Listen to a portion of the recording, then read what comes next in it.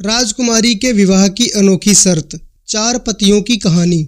चंपापुर नाम का एक नगर था जिसमें चंपकेश्वर नाम का राजा राज करता था। उसके सुलोचना नाम की रानी थी और त्रिभुवन सुंदरी नाम की एक लड़की थी।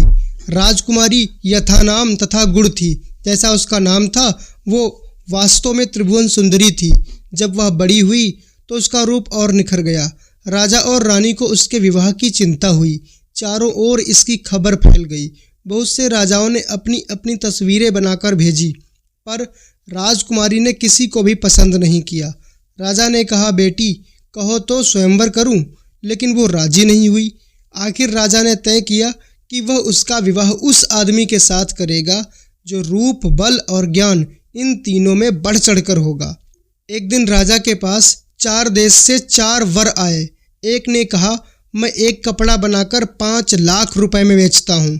1 लाख रुपए देवता को चढ़ाता हूँ, 1 लाख रुपए अपने अंग लगाता हूँ और 1 लाख अपनी स्त्री के लिए रखता हूँ और 1 लाख से अपने खाने पीने का खर्च चलाता हूँ और इस विद्या को मेरे अलावा और कोई नहीं जानता।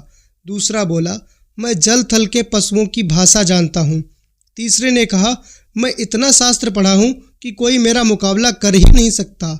चौथे ने कहा, मैं शब्द भेदी तीर चलाना जानता हूँ। चारों की बातें सुनकर राजा अत्यंत सोच में पड़ गया। वे सुंदरता में भी एक से बढ़कर एक थे। उसने राजकुमारी को बुलाकर उनके गुणों और रूप का वर्णन किया, पर राजकुमारी चुप रही।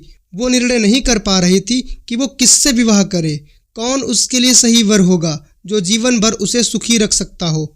इतना कहकर बेताल बोला, राजन अब तुम बताओ कि राजकुमारी किसको मिलनी चाहिए। राजा विक्रम बोले, जो कपड़ा बनाकर बेचता है वो शूद्र है, जो पशुओं की भाषा जानता है वो ज्ञानी है, जो शास्त्र पढ़ा है वो ब्राह्मण है, पर जो शब्द भेदी तीर चलाना जानता है वो राजकुमारी का सजाती है, क्योंकि वह क्षत्रिय है और राजकुमारी भी क्षत्रिय है, इसलिए वही उसके योग्य है।